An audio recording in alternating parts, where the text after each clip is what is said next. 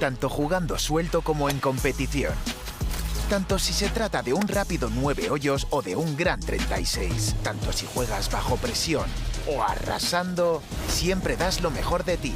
Nuevo Fuel de FootJoy. All right, Jordan, I want to go to your start, your second shot on 10, just sort of your mindset looking at that and how you pulled the shot off. I didn't know how the ball got there. I thought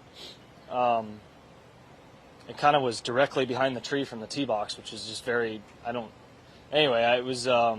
I could line up maybe left side of the left green side bunker, so if I could just get a good, somewhat of a strike on it, I could get enough cut spin. I knew that. I just needed to carry far enough to get through to carry the rough.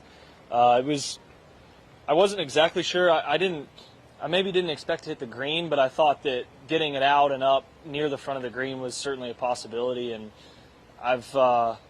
when you spend a couple years having a lot of those shots, you start to learn how to hit them. And so when you're playing better and you happen to be in a tough spot, you get a little. You've had a little more practice, I guess, is the best way to put it. And you had one of those escapes last year here on 11, similar to that in the weeds. Is that, I don't remember on 11. I remember 12. Or 12, oh, yeah. Yeah. I hit a hybrid out of there.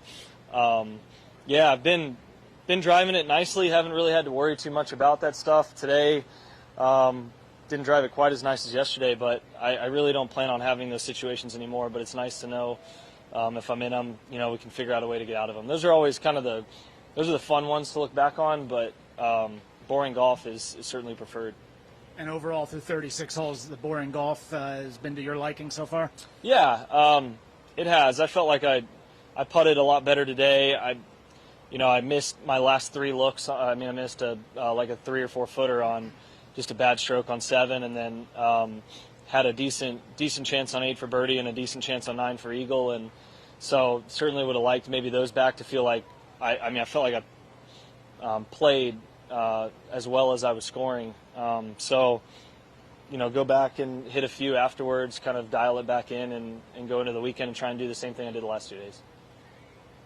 How do you feel the course has played so far? Like what you expected, or?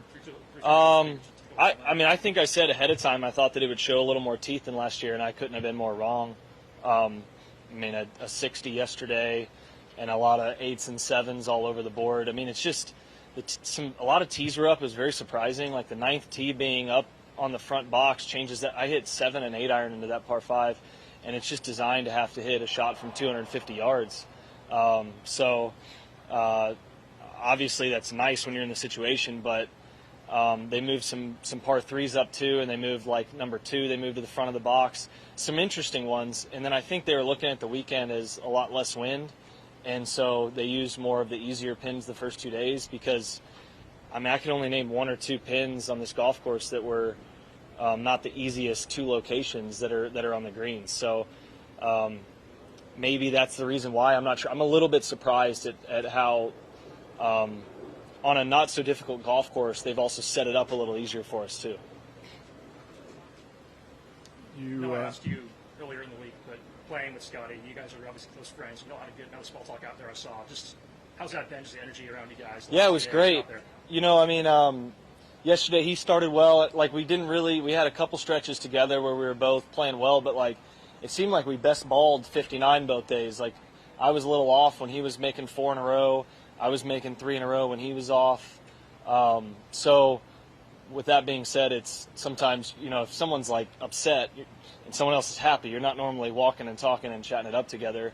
But it's all, we're used to playing with each other. It's a very familiar pairing. We played with each other, throughout the weeks off in town. So it was a good bounce back by him today, and we were able to both kind of have a really nice back 9.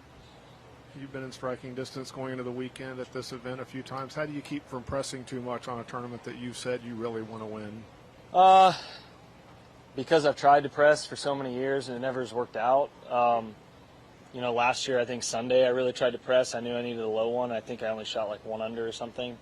In a good position, but who's to say that 20 under is not leading at the end of this day? So I could be way back. The course, put the ball in the fairway, you can really get to any pin anywhere, so it's not really there's a couple holes you got to watch out a little bit for and be careful, but the rest of it, I mean, it's kind of point, aim, shoot, so it comes down to making putts. 4-0. You got one? You mentioned you like the boring golf because boring golf is usually the safe golf. But on shots like that on 10 or anytime you make a save like that, is there any sort of like momentum boost when you get out of a spot like that, or would you just prefer straight and simple? I would say I walked up still believing I was going to make par. Like even if I was 50, 60 yards short, the pin was back in a bowl, it would have been a very easy pitch. If I had made birdie, I would have thought, wow, I really stole one here. And I kind of, I mean, all things considered, I didn't walk away feeling like, oh, that's a huge momentum boost or anything. I was just like, man, we actually got announced 3 minutes early to tee off, which has never happened. And so they were announcing, and I was like, whoa, and I had just come back from the restroom. I was like, I guess I'm going. And I just kind of stepped up and never really looked at my book and just put a really bad swing on it. And I was more just kind of thinking about that than I was anything else. I mean, it's such an easy hole if you hit the fairway. And once I walked up there, par was going to be a good score for sure. All right. El nuevo Pro SL no tiene clavos, pero tiene un agarre increíble. Con una plancha de carbono adicional para optimizar el retorno de energía y un nuevo y moderno diseño, el zapato original de máximo rendimiento sin clavos tiene algunas ventajas importantes.